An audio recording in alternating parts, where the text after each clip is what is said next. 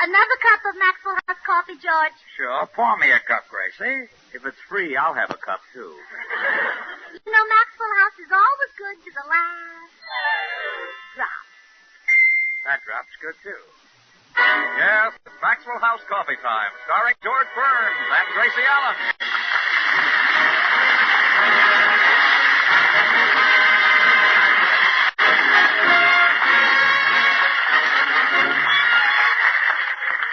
With our special guest, Jack Benny, yours truly, Toby Reed, Joseph Kearns, Harry Lubin of the Maxwell House Orchestra, and Bill Goodwin. For America's Thursday night comedy enjoyment, it's George and Gracie. And for America's everyday coffee drinking enjoyment, it's Maxwell House. Always good to the last drop.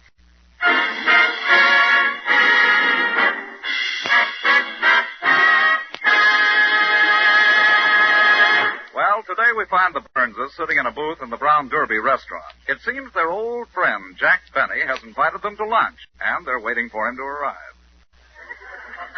Gracie, I wish you hadn't told me Jack wish you hadn't arranged for us to have lunch with Jack. It's always so embarrassing. What do you mean? Well, those lousy tips he leaves. He's been eating here 5 years, and he's yet to tip more than $1. Well, $1 isn't a bad tip. That's for the 5 years.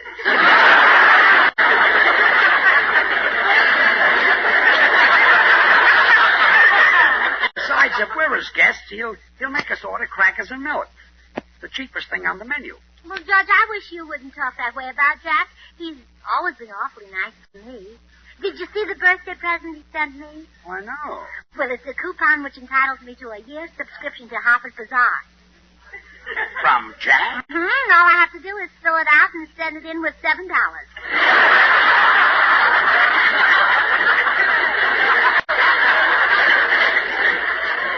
Harper's Bazaar is $6.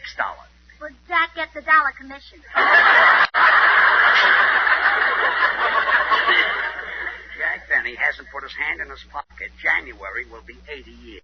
What can be keeping him? Doesn't he know what time it is? No. He's too tight to buy a watch. Tells time by the sun. Oh, George tells time by the sun. I'm not kidding. Shh. Here he comes. Oh, hello, George. Hello, Gracie. Oh, hello, Jack.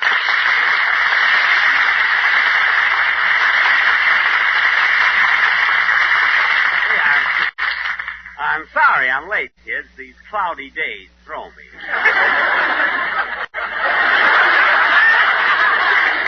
What did I tell you? Oh, waiter, we're ready to order. Yes, sir. Would Madame like to start with a cocktail? Oh, no, thanks. I never drink.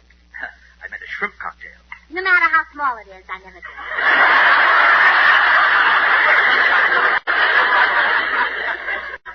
Mrs. Burns will have a steak, and I'll have a broiled lobster. Steak and broiled lobster? Well, they're both very good here, but as long as you're in the Brown Derby, you really should order the specialty to the house. You see, crackers and milk. Oh, I've changed my mind. I won't have a steak. Good. I'll have lamb chops. Well, the crackers are very crisp here. They put the crumbs in a sack so you can take them home.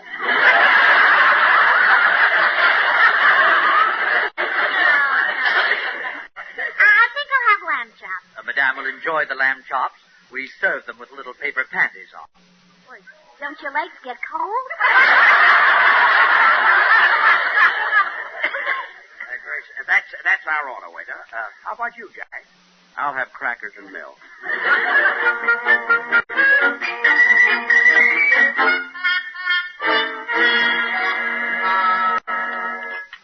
That was a delicious meal, Gracie.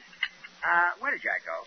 Well, the waiter refused to give him any more crackers, so he went to complain to the manager. My gosh. He talked them out of extra milk. Yeah, wasn't that clever? He kept handing his glass of milk to the waiter and saying, "Put a head on this." And mark my words. We'll get stuck with the check as usual. Well, George, that's your own fault. When the check comes, Jack always says, "Here, I'll take it." But then you always speak up and say, "No, Jack, I'll get it." So he lets you get it. That's right. He knows I'll say that. Well, sure. Well, today when he says, "Here, I'll take it," I'll just keep my big mouth shut. How do you like this place? They refuse to give me extra crackers. Just wait till they ask me to put more bluing in their tablecloths. I'll show them, you know. Excuse me, gentlemen. Here's your check. That'll be $10.30. Here, I'll take it.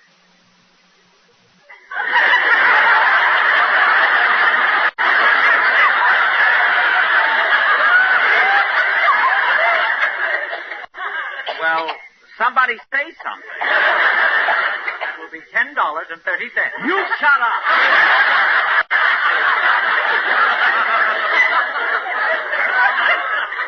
Look, George, if you want the check, I won't fight you. I don't want the check. In that case, we'll fight. Jack, you're the stingiest man who ever lived. Oh, is that so? Yes, that's so. Well, don't act so proud. You're not the first one who ever said that. Now, please, don't get into a fight. There's no point to it. No point to it? You're the only two men in the world who couldn't hurt each other. Well, I'm not paying this check. After all, Jack, you invited us to lunch. Sure, I make a nice gesture. This is the thanks I get. Well, George, let's not make a scene. Go ahead and pay the check. All right, but I just want to say this. Jack, if you let me pay this check, you're a low, miserable, tight-fisted, conniving miser. You're a disgrace to our profession, and I'll never speak to you again as long as I live. Well.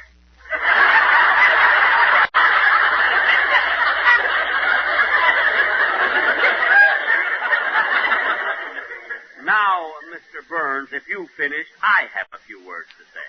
What are they? Here's the check.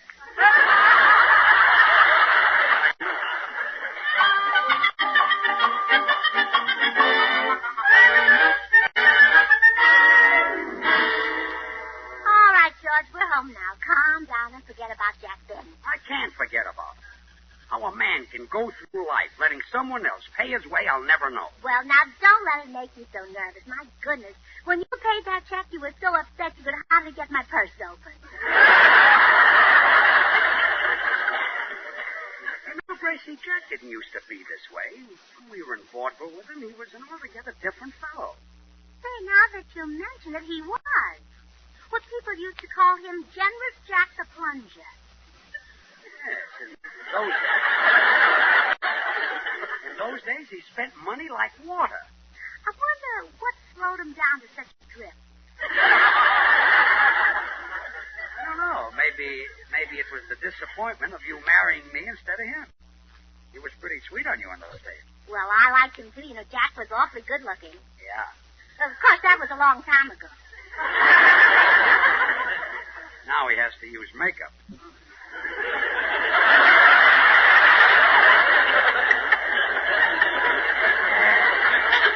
Tell me something, Gracie. Jack Benny was a big star, young, good-looking, talented, loaded with money, and a big spender. I was just a struggling young song and dance man. Why did you marry me instead of Jack? Oh, George, you don't have to ask that, do you? Oh, I guess I don't. Well, good, because I haven't got an answer. Oh, fine. You know, I can't get over the changing Jack. When he was courting me, he was the most generous man in the world. He certainly was. Remember the night you both proposed to me? Sure. We got into an argument, and I hit Jack over the head with his violin. See? I'll never forget that night. That was 16 years ago, but it seems like yesterday. I remember Jack arrived at my house first. He brought along his violin to serenade me, and when I went to the car...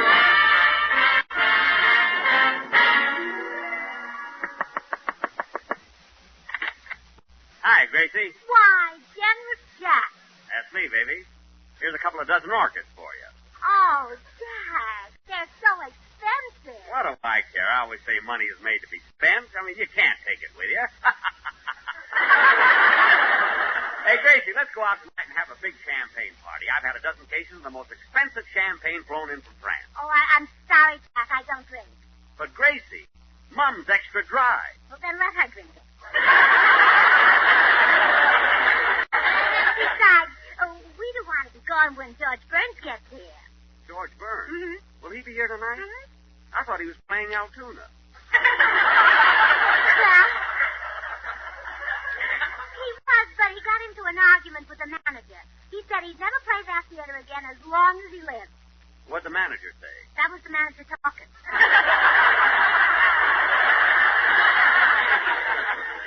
Oh, well, Gracie, I'd hoped we'd be alone tonight. There's a question I planned to. I'll tell you what. Let's go for a ride in my new car. You bought another new car? What happened to your stuffed Bearcat? The man in the filling station admired it, so I gave it to him.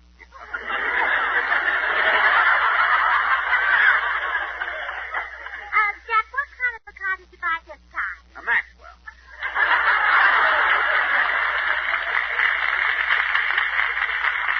But I probably won't keep it long either. Well, Jack, I can't be gone when George gets here. He's in love with me. Yeah, so am I, Gracie. Will you marry me? Oh, Jack, get up off your knees. You'll ruin your new suit. So what? I'll throw it away. It's old anyway. I've had it since yesterday. Now, Gracie, look, Oh, that must be George. Come in. Hello, Gracie. Jack Benny, what are you doing down on your knees? I'm proposing to Gracie. But, Gracie, I want you to marry me. You? How could you support her? Who's planning to? Oh, Gracie, don't marry this broken-down vaudeville hoofer. Well, I think George is a very good dancer. You ought to see him do that adagio dance with his girl partner. It isn't easy to throw a person 10 feet in the air and then catch them. You said it. But that girl hasn't dropped George once. But, Gracie, what future has George got dancing in vaudeville? Vaudeville is dead. It's been killed. Is that true, George? Well, you don't expect him to confess, do you? Well, me, look at I'm a violinist. I can go in that new business called radio. Yeah? Well, listen to this. I love you, I do. You're the only girl that I adore.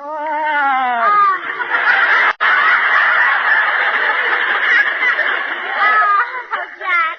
When George sings, doesn't it just send you? Yeah, but not far enough. Now, if you want to hear some real music, listen to this.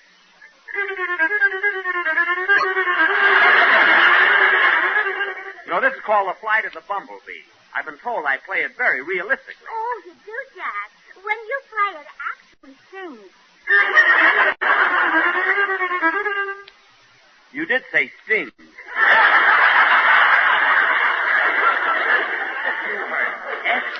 S-T-I-N-K. Oh, yeah? Oh, yeah. Well, here's my violin. Let's see what you can do with it. Okay. Here's what I can do with it. Oh. Oh, George, you knocked him unconscious with his violin. Oh, you shouldn't have done that. You might have broken a string. I'll teach him to try to steal my girl. Oh, look, he's coming too. What happened? Where am I? You're at my house, Jack. Who are you? I'm your girl, Gracie Allen. You brought me these orchids, remember? I bought all those orchids? Yes. I must be nuts. They cost a fortune. But you're generous Jack the plunger. Plunger, schmunger. Money doesn't grow on trees. But, Jack, you always say you can't take it with you. Sister, if I can't take it with me, I'll find a way to send it. And you'll get a bill for these orchids tomorrow. Good night.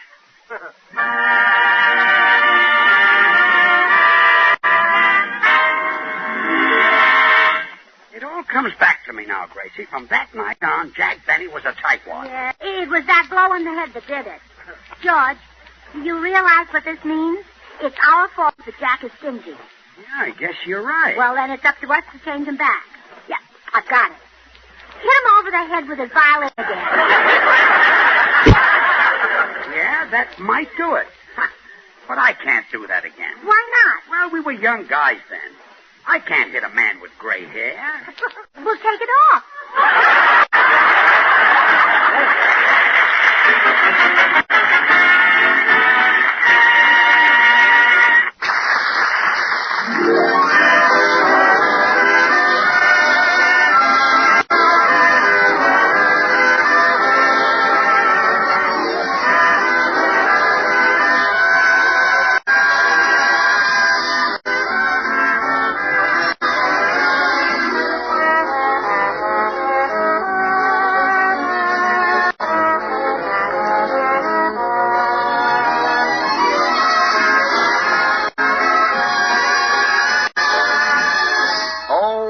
beautiful morning. And really, friends, what a beautiful, wonderful morning it is when breakfast starts with fragrant, cheering Maxwell House coffee.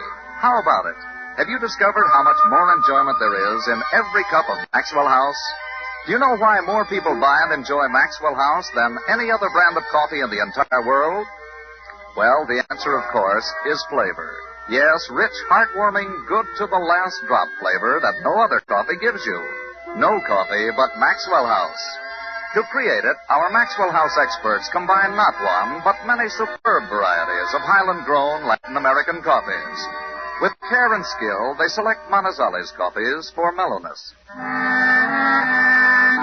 They add Medellins for richness. Other choice coffees contribute robust vigor. And finally, they round out the blend with Bucaramangas for fine, full body.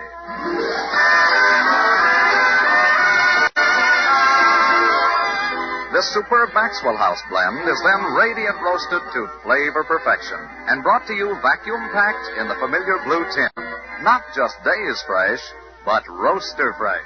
And because you folks on the West Coast really know and enjoy coffee at its best, Maxwell House is blended and roasted for you right here on the West Coast to satisfy your critical tastes. America's favorite brand of coffee, Maxwell House. Always good to the last drop.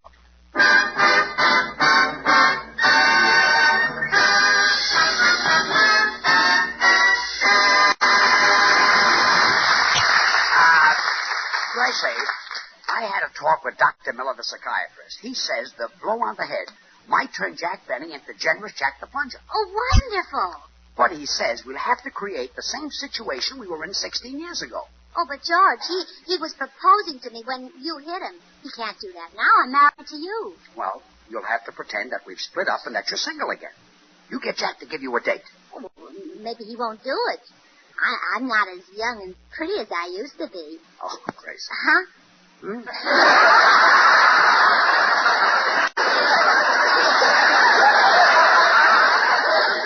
Gracie, you haven't changed since the day I married you. You're young, lovely, sweet, desirable. Oh, thank you, George. You haven't changed either. I haven't? No, you felt the same way about me then. Yeah, well, run along and see Jack.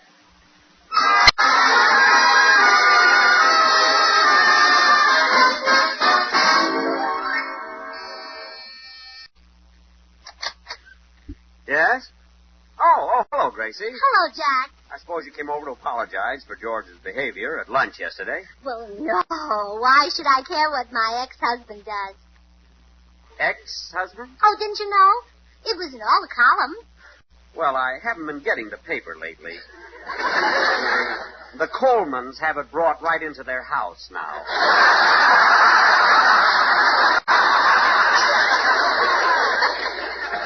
So you and George have called it off, huh? Mm-hmm. I'm single again. I'd even have a date if a very attractive man asked me. I'd love to ask you, of course. I'm not as attractive as I used to be. Huh? Ah, yes, you are, Jack. Oh, go on. I'm much older than I was then. Oh, no, you're not. You're still 39. How come you've never married, Jack? Oh, I guess I've been waiting for you, Gracie. Is there still a chance for me? Well, maybe.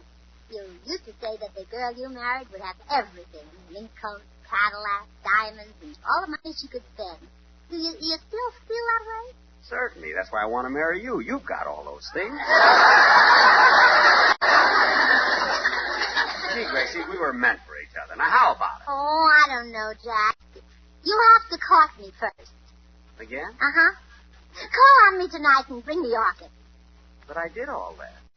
That was 16 years ago. Well, didn't you save them? You know, they keep forever in the icebox. Well, as a matter of fact, I do have a lot of the things you gave me. I keep them pressed between the pages of a book. You brought me such nice flowers. I used to bring you candy, too. Yeah, I wish I could get that book open. Well, I'll see you tonight, Gracie. Yeah, well, it's a date, Jack. And be sure to bring your violin. Okay. Shall we have an evening with Beethoven? No, come by yourself.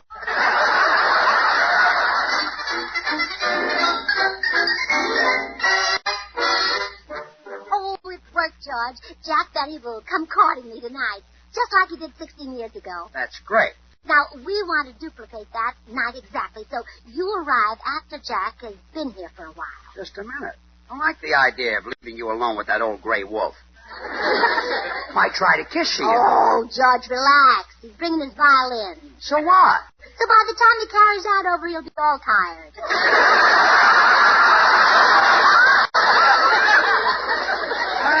Well, okay. I'll go down to the drugstore.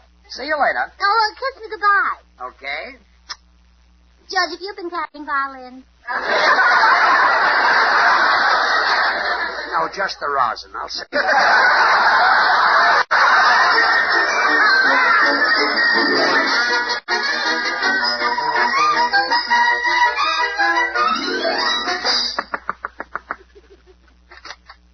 Well, here I am, Gracie. Oh, Jack, how nice to see you. Gee, this is just like old times.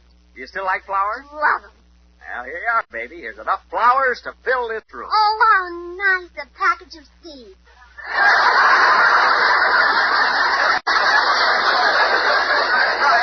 I mean, after all, it's spring. You know, half the fun of flowers is watching them grow and seeing them raise their tiny green heads.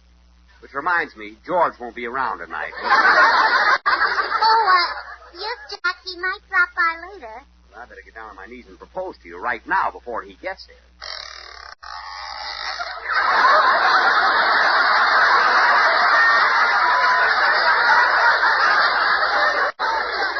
Darn it, I'm too late. I heard a door open.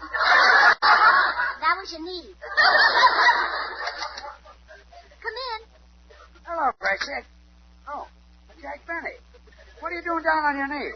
Never mind. Just help me up.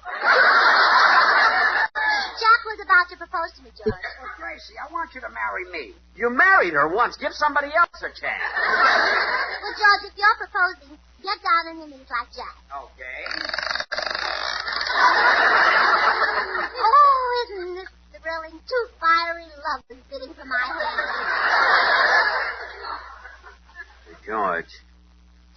George, does this cold floor bother your rheumatism? It's murder. And I found some stuff that's awfully good. Really? What is it? I've tried everything. It's a new liniment. Works wonders. That's for me. My knees have been killing me. Isn't the rainy season just torture? Awful. I must get that liniment. I'll let you try some of mine. Oh, some fiery lovers. We'll have to honeymoon at the Mayo Clinic. Boy, you're proposing to me, remember? Oh, come in. Hi, Gracie. Where's the... George and Jack Benny down on their knees? What goes on here? Well, can't you guess, Phil? Somebody dropped a penny, huh? Guess again, comedian. Bill, we happen to be proposing marriage. Well, I hope you'll be very happy together. Would you like to drop back in about 2 weeks? Oh, not me. I want to stick around and see who asked who what and what the answer is. Bill, look, Dimples, we're proposing marriage to Gracie. You see, George and Gracie aren't married anymore. Gracie, is this true? Well, yes, Phil. I'm single now, but George wants me to marry him again, and so does Jack Benny. I can't decide between them. Can't decide between them. Gracie, this is your chance to marry one of the biggest stars in the country, a man with a great future in television. Yes, I was good, you know. Not only a great talent, but loaded with personality, charm, good looks. Blue eyes, don't be a fellow. Gracie, you lucky girl. This is your chance to marry me. You?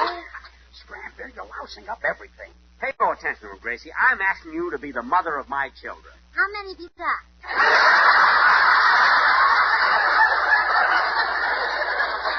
None yet, but in a couple of years or so, I'm sure we'll hear the patter of little feet. Well, marry me, Gracie, and we'll hear the patter of little feet tomorrow. Tomorrow? Sure, you'll be running back and forth to the kitchen bringing me Maxwell House coffee. Think how happy we'll be, Gracie, with rich, delicious, mellow Maxwell House coffee from morning till night. Well, if you're going to get commercial about this, you can marry me and feel her level best.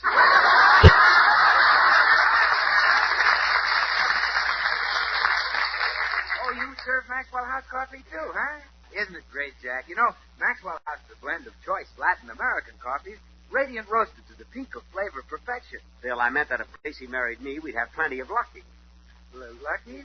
Yes, what do I work for? Darned if I know. You got all the money in the world.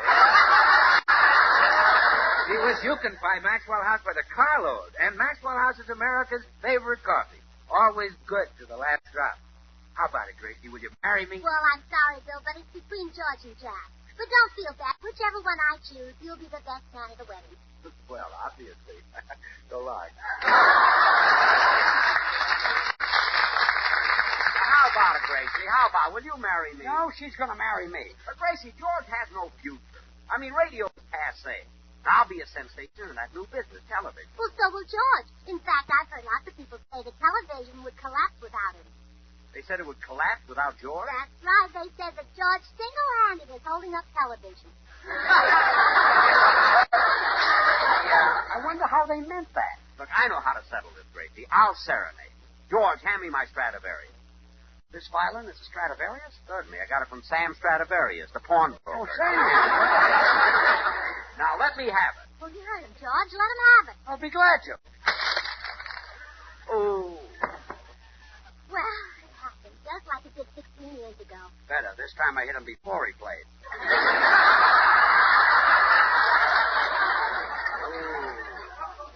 What happened? Where am I? Well, you're at my house. Who are you? Well, I'm your girl, Gracie Allen. You brought me these seeds, remember? I brought you a package of seeds? What a cheap thing to do. I'll call the florist and have him bring you $100 worth of orchids. Gosh. And a potted plant for your father here. George, burn. Oh. Well, let's all go to Ciro's and have a champagne dinner on me. Mum's extra dry. Hasn't that poor old lady had a drink yet? Gee, what's happened to me? I'm spending money like crazy, and I can't stop. That's right. You're Generous Jack again. Again? You mean I've been this way before? Well, sure. You used to be Generous Jack the Plunger. Then George hit you over the head with your violin, and you stopped spending money. Getting hit over the head with my violin made me stop spending money? That's right. Jack, put down that violin. Jack, Stop hitting yourself over the head.